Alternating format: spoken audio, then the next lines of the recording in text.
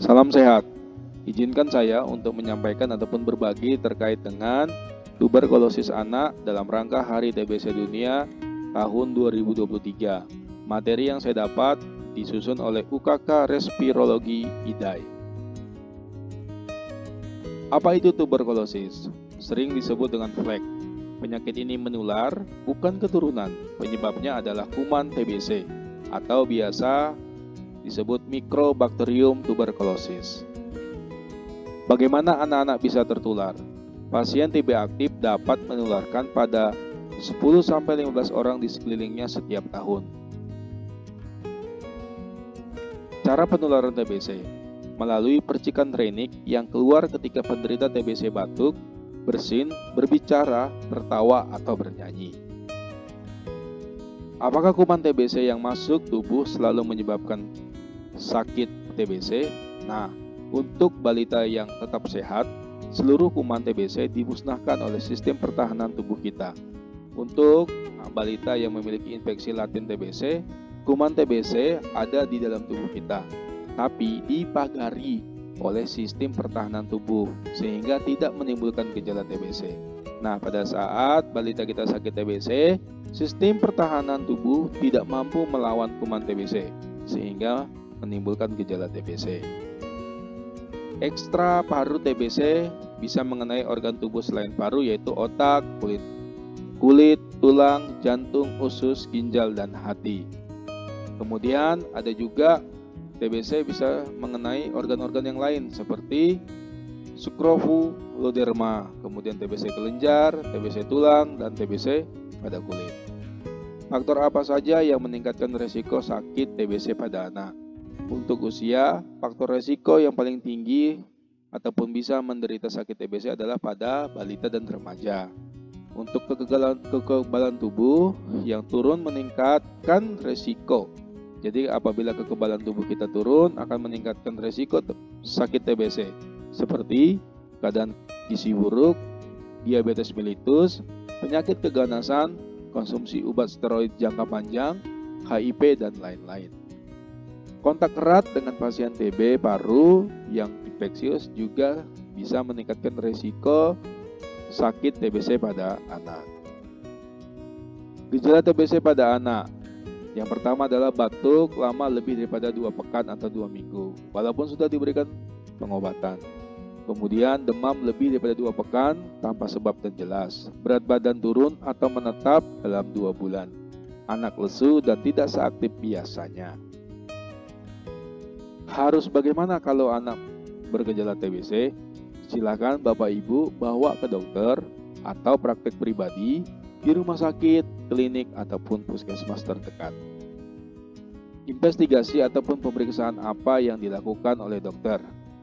Biasanya untuk memastikan yaitu tes uji tuberkulin atau tes mantok, kemudian IGRA. Selain itu juga foto ronsen pada dada, kemudian pemeriksaan dahak. Jika sakit TBC, apakah bisa disembuhkan? Ya, TBC bisa disembuhkan. TBC bisa disembuhkan dengan minum obat teratur dan tuntas. Lama pengobatan ada 2. Untuk TBC ringan selama 6 bulan, untuk TBC ekstra paru berat, TBC otak ataupun TBC tulang selama 12 bulan. Kalau obat tidak diminum teratur atau putus berobat, apa akibatnya? Penyakit akan bertambah parah, bisa menimbulkan ataupun bisa mengakibatkan kuman TBC kebal pada obat, sehingga perlu obat lebih lama lagi dan lebih sulit pengobatannya. Mengapa anak saya sudah diberikan vaksin BCG tetapi tetap sakit TBC? Vaksin BCG untuk mencegah sakit TBC, terutama TBC yang berat. Banyak faktor yang mempengaruhi keberhasilan daripada vaksinasi tersebut. Obat pencegahan TBC. Anak saya sehat, mengapa harus minum obat pencegahan TBC? Anak, terutama balita, yang kontak erat dengan pasien TBC paru berisiko tinggi terinfeksi dan sakit TBC berat yang bisa menimbulkan kematian. Obat pencegahan dapat menghindarkan anak Anda dari kondisi tersebut. Pengasuh, anak saya dinyatakan sakit TBC paru oleh dokter. Apa yang saya harus lakukan? Segera bawa Anda ke dokter. Anak yang kontak erat dengan pasien TBC baru harus diperiksakan ke dokter. Pastinya untuk memastikan ada tidaknya sakit TBC.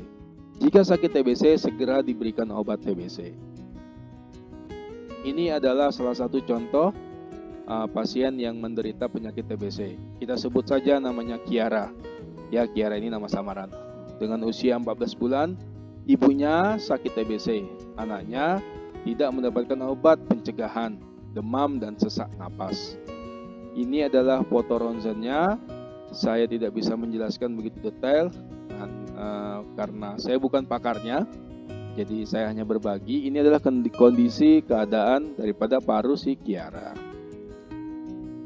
Obat pencegahan TBC apakah sama dengan obat TBC? Nah, ada 3 macam obat pencegahan saat ini. 1 obat diminum tiap hari selama 6 bulan. Ada 2 obat diminum tiap hari selama 3 bulan.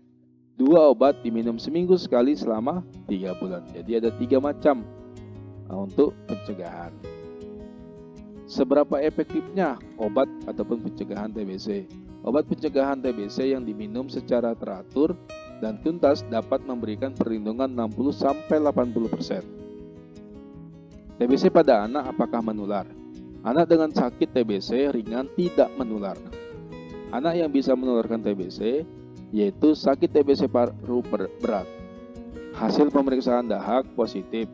Gambaran ronsen dada gambaran ronsen dada ada kelainan yang luas. Biasanya pada remaja, tetapi bisa juga pada anak yang lebih muda. Urin anak saya berwarna kemerahan setelah minum obat TBC. Apakah itu normal? Hal ini normal. Salah satu obat TBC menyebabkan cairan tubuh, urin atau keringat berwarna oranye kemerahan. Harus diwaspadai jika urin anak berwarna seperti air teh pekat atau mata berwarna kuning. Vaksinasi apa untuk mencegah TBC pada anak? Pastinya adalah vaksinasi BCG. 80% efektif mencegah TBC berat pada anak.